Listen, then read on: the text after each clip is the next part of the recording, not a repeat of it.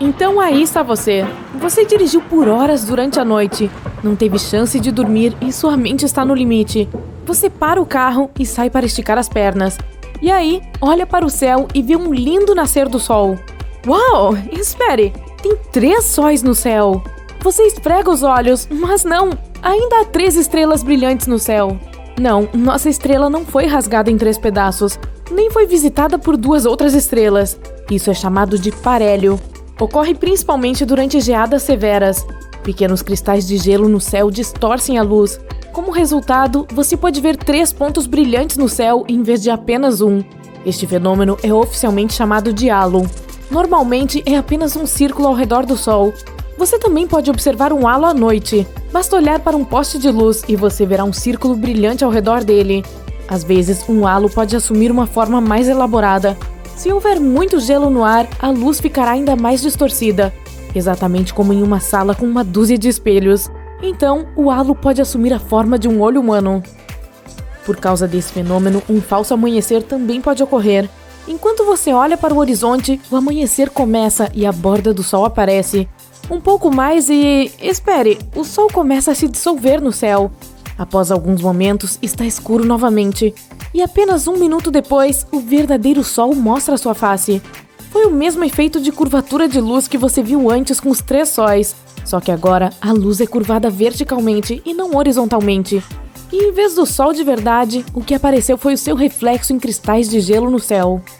Mas um nascer do sol com 3 estrelas no horizonte é possível. Não na Terra, mas a 340 anos-luz de distância. Há um sistema solar no centro do qual se esconde uma estrela com quase o dobro do tamanho do Sol.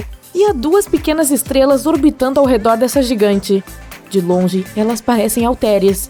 Este estranho mundo também tem um planeta. O pôr do sol e o amanhecer lá realmente acontecem com 3 estrelas. Se você levasse sua cara metade a um banco do parque para assistir ao pôr do sol lá, seu encontro seria bem sucedido. Seja lá o que isso signifique. Agora você está em casa, assistindo ao YouTube ao som de uma tempestade. De repente, você ouve uma janela quebrando e todas as luzes da casa se apagam. Você vê um raio de luz brilhante sob a porta da sala adjacente. Você abre a porta e vê uma esfera de relâmpago do tamanho de uma bola de basquete. Ela está pendurada, ocasionalmente lançando minúsculos relâmpagos para os lados. Depois de alguns instantes, a bola voa em direção à janela pela qual chegou aqui. Você acabou de testemunhar um raio ou relâmpago globular. Nome inteligente. Esse fenômeno foi observado em diferentes partes do mundo e toda vez deixou as pessoas assustadas. Em 1753, um experiente marinheiro subiu no convés de um navio. Ele olhou para fora e viu uma grande bola de fogo azul sobre a água. Os marinheiros queriam se virar e alcançar esse orbe místico, mas estava indo rápido demais. E antes que pudessem mudar de curso, a bola voou para cima a uma velocidade tremenda. Aí, houve uma explosão poderosa da força de 1000 canhões. A explosão rasgou o topo do mastro do navio e vários marinheiros foram jogados para trás pela onda de choque. No mesmo instante, o orbe desapareceu, deixando para trás apenas um cheiro horrível de enxofre. E um caso recente ocorreu na Europa Oriental. Durante uma tempestade, um raio globular atingiu a casa de uma mulher. A mulher permaneceu imóvel e a bola azul voou direto sobre sua cabeça.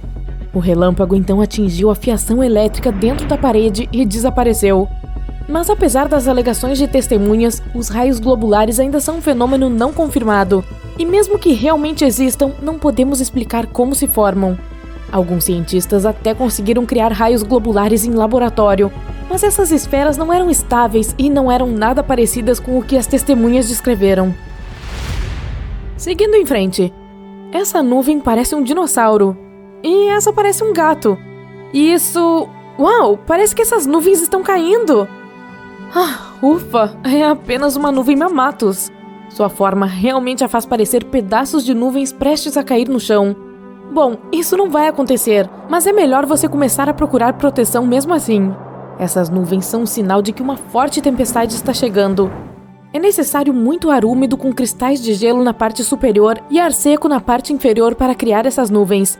Então, correntes verticais de ar aparecem entre essas camadas, e essas correntes fazem as nuvens tomarem a forma de um cérebro humano.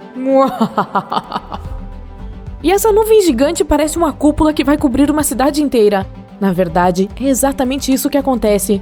Uma enorme nuvem cobre uma grande área e, em seguida, chove fortemente sobre ela. Às vezes, a frente dessa nuvem assume uma forma bizarra, como nessas fotos. Parece mais com várias nuvens espaguetes gigantes, ou até mesmo minhocas gigantes.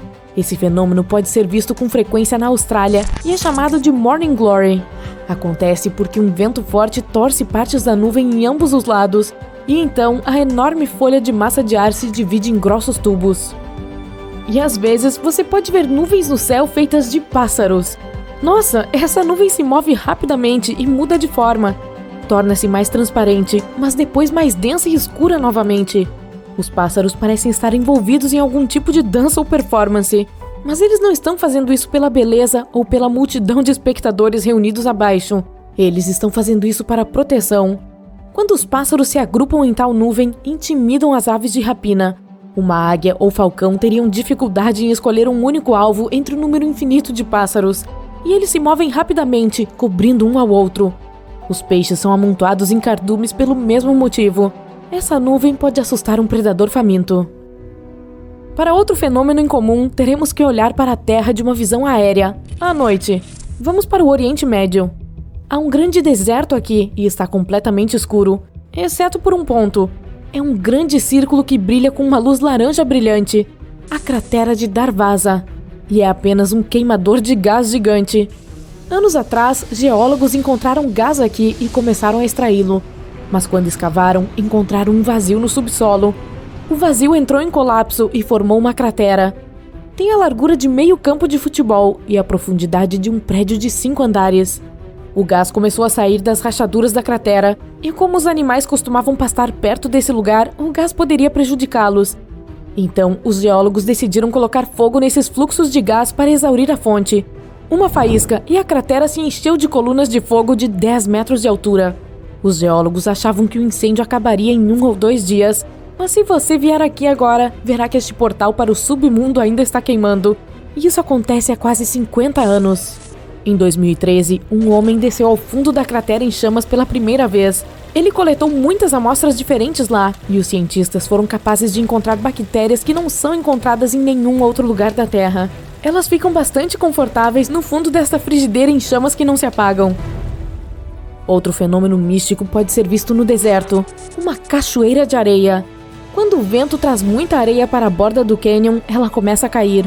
Agora amplie esse efeito 100 vezes e você terá uma cachoeira de areia na Arábia Saudita. Realmente é como as cataratas do Niágara, só que não há uma gota d'água. Os habitantes locais dizem que este fenômeno alerta para uma tempestade de areia iminente.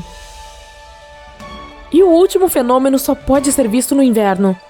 Você vê um rio congelado e há algumas pedras estranhas saindo do gelo. Mas quando se aproxima, você fica com medo, porque não é uma pedra, mas sim o focinho de um crocodilo. Não se preocupe, ele não pode pular de debaixo do gelo e dar uma mordida em você. E o animal não está passando dificuldades, como você pode pensar. Os crocodilos não conseguem respirar debaixo d'água e precisam subir constantemente à superfície para respirar. Mas quando a água congela, isso se torna impossível. Assim, os crocodilos colocam o nariz para fora antes de fortes geadas e deixam metade do corpo na superfície. Dessa forma, eles podem respirar com segurança. Além disso, o gelo e o ar frio resfriam os crocodilos e desaceleram seu metabolismo.